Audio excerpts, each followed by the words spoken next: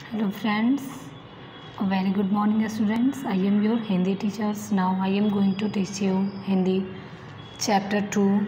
Your chapter's name ईमानदारी का फल.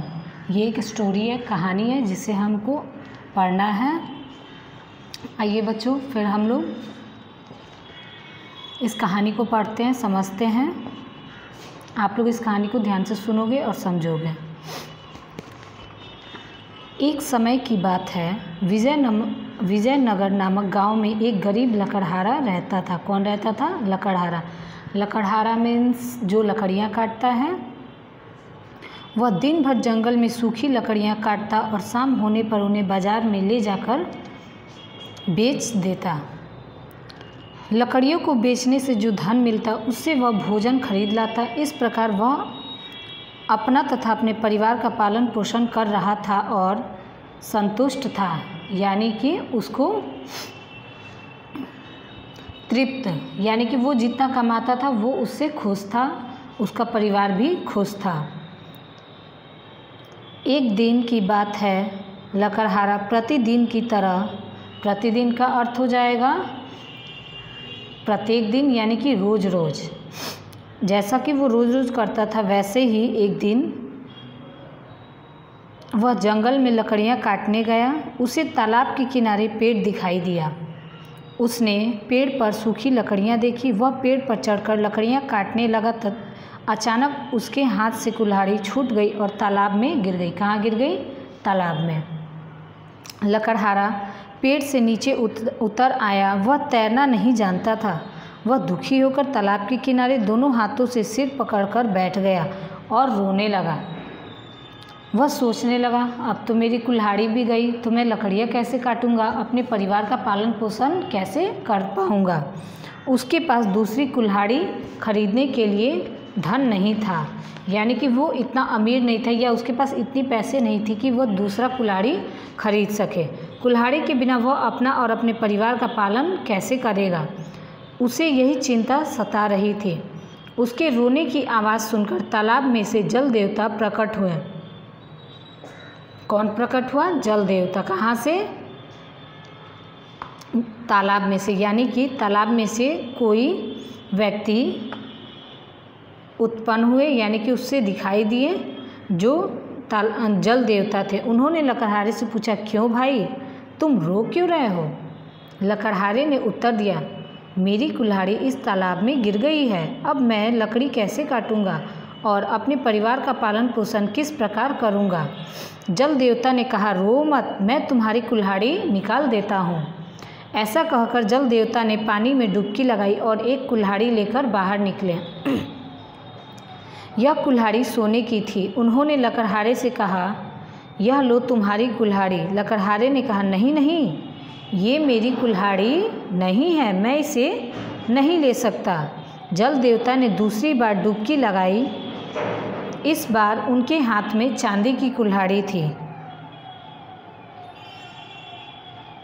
जल देवता ने दूसरी बार डुबकी लगाई. इस बार उनके हाथ में चांदी की कुल्हाड़ी थी. उन्होंने यह कुल्हाड़ी लकड़हारे को देते हुए कहा, क्या यह तुम्हारी कुल्हाड़ी है? लकड़हारे ने कहा, नहीं नहीं, ये मेरी कुल्हाड़ी नहीं है, मैं इसे नहीं ले सकता. अब जल देवता ने तीसरी बार डुबकी लगाई. इस बार उनके हाथ में लोहे की एक साधारण कुल्हाड़ी थी. जल देवता के हाथों में अपनी कुल्हाड़ी देखकर लकड़हारा खुशी से उछल पड़ा और बोला, हाँ हाँ, यही मेरी कुल्हाड़ी है. लकड़हारे ने जल देवता का धन्यवाद किया और कुल्हाड़ी ले ली. जल देवता लकड़हारे की ईमानदारी और सच्चाई से बहुत प्रसन्न हुए, यानी कि बहुत खुश हुए और बोले, मैं तुम्हारी ईमानदारी से बहुत प्रसन्न हूँ, तुम ये दोनों कुल्हाड़ियाँ भी ले जाओ.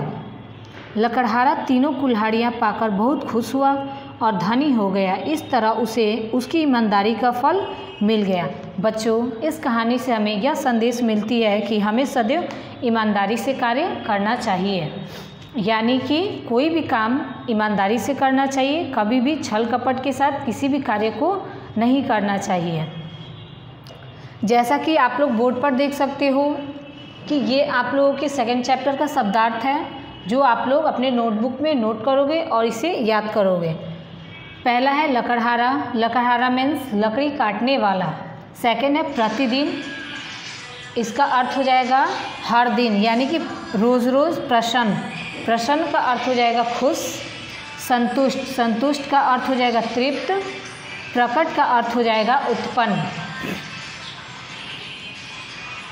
ये आप लोग अपने नोटबुक पे नोट करोगे और इसे याद कर कर आओगे। आप लोग का नोट्स व्हाट्सएप ग्रुप पर शेयर हो जाएगा। आप लोग उसको अपने फेयर कॉपी पे नोट करोगे, ताकि जब भी स्कूल ओपन होगा तो आप लोग का नोट कॉपी स्कूल में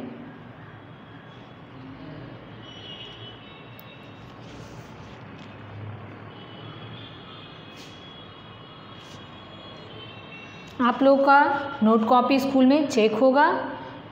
और आप लोग को जो भी डाउट है आप लोग व्हाट्सएप ग्रुप पर शेयर करोगे। जो भी डाउट है उसको आप लोग लिखोगे, पूछोगे, उसका आंसर आप लोगों को व्हाट्सएप ग्रुप पर ही दिया जाएगा। आशा करती हूँ कि आप लोग अपने घर में स्वस्थ हो, सुरक्षित हो और खुश हो, और अपने परिवार को और अपने मम्मी पापा को ज़्यादा परेशान नहीं करते होगे, और आप लोग अच्छे से पढ़ाई कर रहे होगे, अच्छे से सेल्फ स्टडी कर रहे होगे, और आप लोग अच्छे से खेल भी रहे होगे। तो बच्चों, आप लोग बाहर कम ही निकलो, इधर उधर। वैसे भी कोरोना की वजह से कोई बाहर निकल नहीं रहा है, तो आप लोग भी बाहर नहीं निकलो। बाहर कोई काम आप लोगों को है नहीं। स्कूल था जो कि आप लोगों का ऑनलाइन क्लासेस चल रहा है, तो आप लोग स्कूल की पढ़ाई ऑनलाइन क्लास के थ्रू कर रहे हो, तो आप लोग अच्छे से घर में ही रहोगे और आप लोग अच्छे से पढ़ाई करोगे। Thank you, all the best.